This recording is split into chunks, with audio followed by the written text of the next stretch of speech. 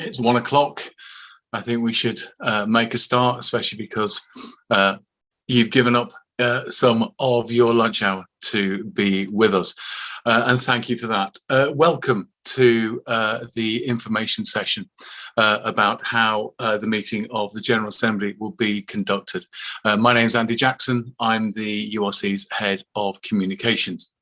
With me is Keith Bruce and the team from Affinity, who are in charge of the technical aspects of the meeting, and some of the other officers and staff of the General Assembly and United Reformed Church who may be adding to this session as we go through it. First of all, a huge thanks for joining us today and for your generous donation of time in giving up a few days next week to contribute to the General Assembly. You are all very warmly welcome, whether this is your first time at the General Assembly or this is another notch in a long list of General Assemblies that you've attended. So thank you very much for helping to shape the life and work of the United Reformed Church. There is a lot of business on the agenda, as you would have read, much more than usual because of COVID cancelling a meeting of the Mission Council last year and truncating the amount of time we had to meet as a General Assembly a year ago. This session is going to go through the basics of how the business will be conducted, and there will be time for questions at the end. This session is also being recorded and will be available to watch for those unable to join us in any of the 3 practice sessions. Or if you really want to, you can watch this again, and that will be on our YouTube channel, which is www.youtube.com/URC UK. Before we begin, let's have a short time of prayer. Let us pray. God of the immense and the tiny, guide our thinking and discussions to reflect your will for us as a church. When the bigger picture is unknown to us or seems too huge to grasp, focus our attention on what is possible or practical. Help us never to feel that the most routine of actions or simplest of ideas is unimportant, as it may just be that which, unknown to us, brings a huge change to your world. We pray for the work of the United Reformed Church and for its General Assembly, for its synod representatives, officers, staff, and all who are doing or have done so much for this meeting of the church. Help us to face the difficult and not so difficult challenges before us on our agenda with courage, knowing that your strength and shield will prevail and protect, and that your love will never leave us alone. Amen. So apologies to those of you that know a lot about Zoom and how it operates. There are some of us who have been on Zoom pretty much every hour since March 23rd last year, and some who have much less experience. To enable all to participate as fully as possible, I'll go through everything that we need to know about taking part. You should already have received a couple of letters and some emails from the United Reformed Church with details about the meeting and what to read in preparation for it. The link that is used for this session is the same for all sessions, so please keep this link and its details safe and secure. You'll need it again. Please also check that you have the latest update for Zoom. This will allow the technical team to make sure the meeting runs as smoothly as possible. To do this, you need to look at the login screen that everyone has when they log into Zoom and locate the icon on the top right of the box next to the search bar. You click on that and then select Check for Updates from the list that appears. Wait a few seconds and you'll be told that you're either up to date or that an update is available. That's the box that you get whilst it's checking what version of the software you have. And then if it comes up with a blue button that says update, please press it, and then you'll be told that you're up to date. If you are up to date, then that's the message that you will see. Times to log on. Please arrive early, and thank you for those that were waiting for a few minutes before this session. There is a lot of business to deal with, and the moderators and the clerks and various other officers and staff are going to be in a COVID tested work bubble at Westminster College, Cambridge. And because of the amount of business being dealt with, they will be more than punctual. So please log in a few minutes before the start of each day's session and you'll be admitted to the meeting just before it begins. When using Zoom, we're using Zoom meeting rather than Zoom webinar. Those of us who were with the General Assembly last year will remember Zoom webinar. You'll be able to see other attendees, either in a column or row if using Speaker View, or in a grid if using Gallery View. You can choose these options in the top right of the Zoom screen if you're using a PC. During most of the assembly, you will see one person at a time, spotlighted prominently on the screen, usually the moderator or the person addressing the General Assembly. Will people be able to hear you? No, not unless you're invited to speak by the moderator. You won't be heard by everyone. And the default setting for the meeting is that your microphones will be on mute. But if you are invited to speak, then you'll be asked to unmute, and you do this by clicking the unmute button in the top bottom left corner of the Zoom screen. Should you turn your video on and keep it on? Yes, please. For the very reason that unless you've got a good reason not to, then it would be lovely to see you. And that mirrors the feedback that we've had from lots of Zoom meetings. People want to feel a part of the General Assembly, and even though we're doing it virtually, they'd love to see who else is in the room, all 280 odd of us. So please keep your video on if you can, but obviously if you need to turn it off for whatever reason, then please do so. What happens if you need to take a short break? Do you click leave? No, please don't click leave. That means you have to rejoin the Zoom meeting. Just turn your camera off and unmute yourself if you're not already muted, and then go and do what you have to do, and then return as quickly as possible. So how do I let the moderator know that I wish to speak, for example, to a resolution? Well, to do this, the first thing you need to do is move your mouse around the bottom of the Zoom screen. This is because the bar with all the icons has an annoying habit of disappearing. So you move your mouse, the bottom bar will appear, and then you click on the reactions icon and then press raise hands. Then the moderators will see who has raised their hands and will call you to speak in the order that the hands have been raised. So if you can just do a test now, if you can all click onto raise hands, then that will show that it works. If you're using an iPad or a tablet, you may need to go into the participants list and use the raise hand function in that way. The iPads and other applications for Zoom have got differences, but if you're using a PC, click on reactions and then please click on raise hands. Thank you all of those who have done that, and please now press lower hands.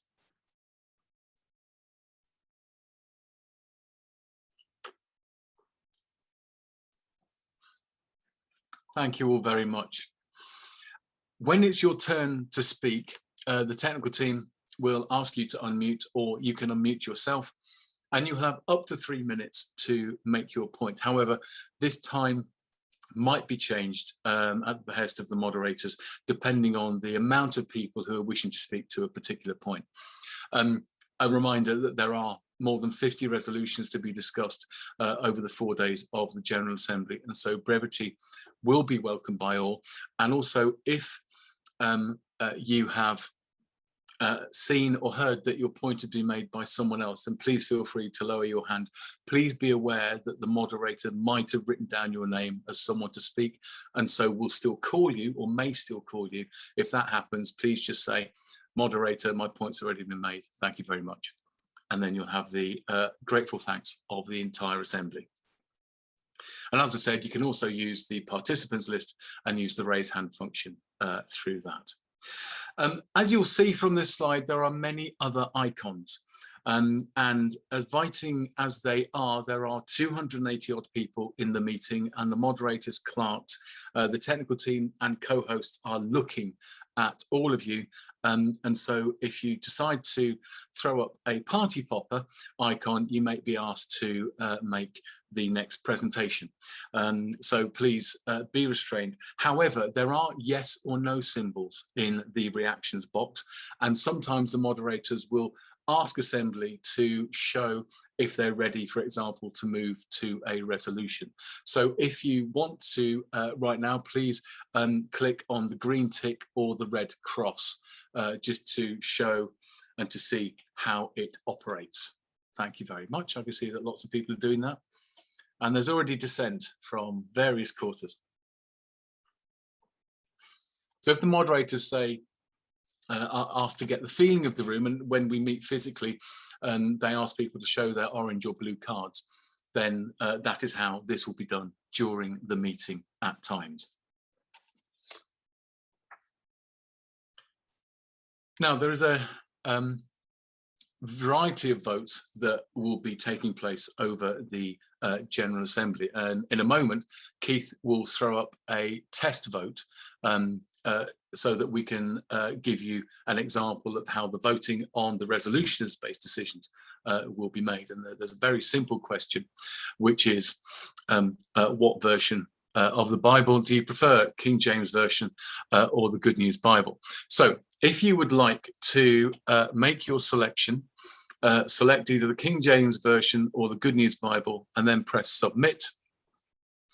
There will be a 30-second period of time for you to vote, and there will be a countdown timer appearing at times, not necessarily now. If you don't vote, then you've abstained, but please remember that we don't record abstentions.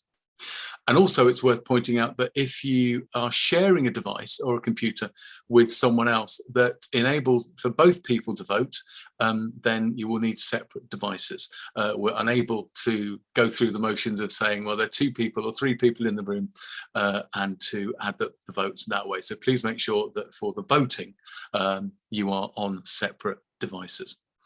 I'm not sure if we can show the result of the vote. There we go. Good News Bible wins by a country mile, 82% versus 18% in the King James Version. Thank you very much for that. It's worth pointing out at this juncture that technology can sometimes fail. It applies to all of us. There may be times that our internet connection and your internet connection goes down, and for whatever reason, you're unable to take part. It's really unfortunate when that happens, and the technical team does all it can to monitor how Zoom is working, and it's making sure that Zoom is working for all. But there may be local issues. For example, someone goes through a cable outside your home. Sadly, there's not much we can do about that. For me, it's like being stuck on a train for 7 hours on your way to Mission Council, and circumstances outside of your control prevent you from taking part. We will do the best we can to help, but it's worth remembering that you can have an alternative available. For example, smartphones with 4G, they can also log into Zoom. So if you are in an area, you know that Virgin Media, for example, are putting in a new fiber cable nearby, and that might affect your Wi-Fi, then have an alternative available. There might be some things that just happen out of the blue, and it's horrible when that happens, but we will try and help out if we can, but sometimes circumstances are beyond your control. Also, if you are presenting a report and it's not been prepared by the graphics team, please let us know as quickly as possible. That's because we will need to add you to the list of people who can share their screens. And finally, the votes are anonymous. It is possible on Zoom to record who's voted for what, but that setting is not done with this. So all of the votes are anonymous. I'm going to share my screen again. We move on to something new for this year's General Assembly, and that is the, thank you very much, the election of the moderator. This is being done by a third-party company called My Voice, and you would have seen an email address that you can add to your spam or junk folder prevention software if you have that sort of software about. That's election@myvoice.com. This is a specialist election company, and we've engaged them to run this vote. There will be presentations and questions of each of the candidates on the Friday afternoon of General Assembly. after which you'll receive an email from elections@myvoice.com. That email, an example of which is here. It contains a code and a link for you to vote. It goes through to their voting website. You input the code from the email that verifies that you're a bona fide voting member of General Assembly, and you have 24 hours to cast your vote. Those who have not voted will be reminded by email to do so, and then after the vote, we will hear who has become the moderator-elect on the Sunday morning, and hopefully hear a few words from them on the Monday afternoon before the close of the General Assembly. There will be a written statement from each of the candidates, which will be shared early next week. Also from next year, the moderator of the General Assembly will stop being a role for 2 people for 2 years and will revert to being a role for 1 person, lay or ordained, for 1 year. If technical help is needed with the My Voice website, there is a support button and link for you to use. Please use the third-party My Voice support. Don't come to us, because this is a system not in our control. You'll be receiving also an order paper each day from the Clerk of the Assembly. This will be by email. Please read it soon after you get it, because it will contain important information for the following day's meeting. We will be going into breakout rooms as well. These will be assigned when the moderators request it. Some are planned and others will be done on an ad hoc basis. When this happens, please be patient. The system is dealing with close to 300 people and dividing them up into any number of breakout rooms. And it normally takes a few seconds or a couple of minutes to sort out. You'll see a message like this that invites you to go to a breakout room. Please press the button to enter it. What I've found is that when you go from the main session to a breakout room, the window sometimes resizes. If you need to do that, if that happens and you want to go back onto full screen, then you use the square icon on the top right of the browser window to make it full screen again. And that happens quite a lot when you're going in and out of breakout rooms. Please don't press the X, because that might take you out of Zoom altogether, and that wouldn't be good. Chat. We are asking people that they don't chat to everyone unless you have a point of order, but use chat sparingly. Remember, there are 280 people on a list for you to engage with, but if you want to chat on a one-on-one basis with someone, then please do so. If you want to chat to everyone, then there are only 2 occasions then that needs to be allowed. That is a point of order or a point of information, and that is something that's urgent, a procedural point, or something that needs urgent clarification that the Clerk of the Assembly or the moderator needs to address straight away. There are co-hosts looking after the chat area, and if they see that a point of order or point of information has been raised, then they will alert the moderator, and you will be invited to speak after the current speaker has finished. Please be kind and don't interrupt the person who is speaking at the moment. On the Saturday afternoon, we'll be going into parallel sessions, and I'm going to hand over to Keith now, who will guide us through how to choose your session.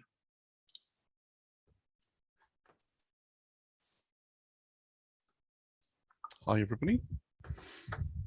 So you won't be able to see any breakout rooms at the moment. As soon as we start to open the rooms, then you'll be able to see an extra button, which should appear at the bottom of your toolbar, which will be next to the reactions, most likely. And then once that the rooms are open, you will then be able to select from a list of 5 rooms, which will be labeled A, B, C, D, and E. And the previous slide Andy showed you gave you the list of what each of those rooms are actually for. You can then enter those rooms and spend time in that room, and then you're also able to leave that room and come back into the main room and then select another room if you go into the wrong one. So what I'm going to do now is open all those rooms. So Those rooms are now available to join. You should be able to then click on the breakout rooms at the bottom and then click in, and then we will bring you all back in a minute. So you've got 1 minute to try this functionality out, join a breakout room, and we will then close rooms in about 60 seconds to pull you all back into the main room. So it should be in the breakout rooms button at the bottom. I can see lots of people going in. If you've got an iPad device, you might have to click on the dots at the top to allow you to see the breakout rooms button.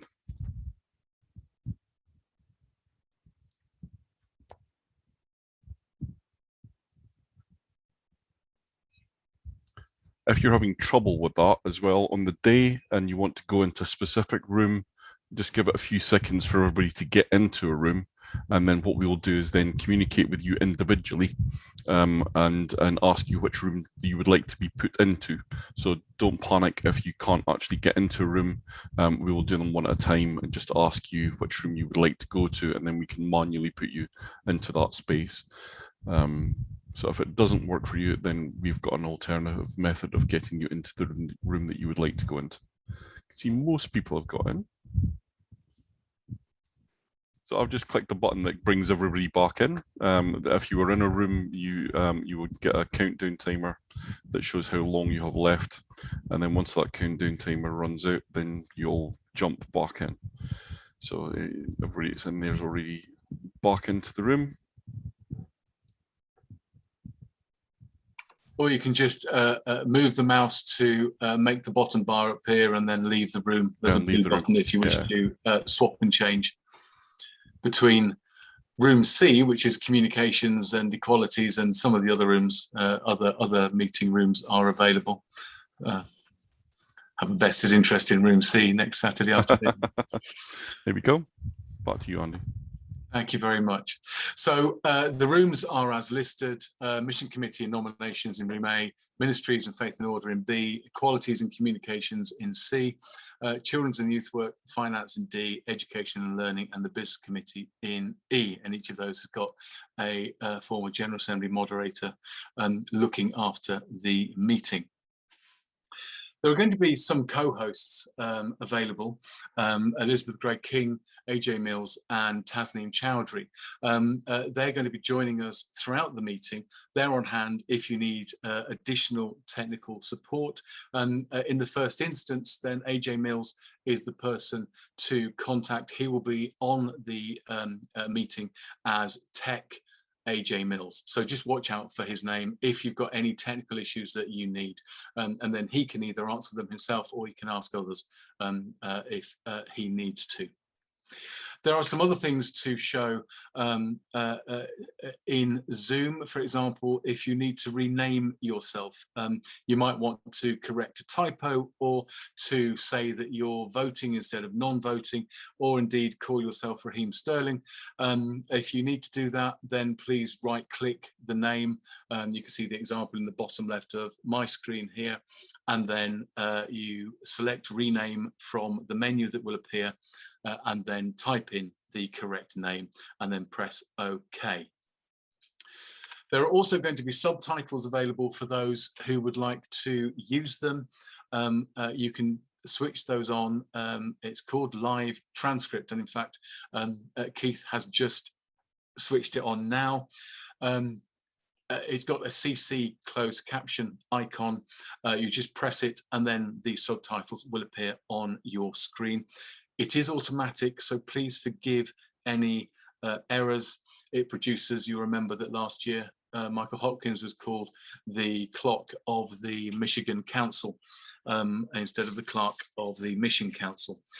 So please forgive the errors. Again, it's something provided by Zoom and nothing that we can control, but please feel free to remember the inaccuracies and share those in between the sessions.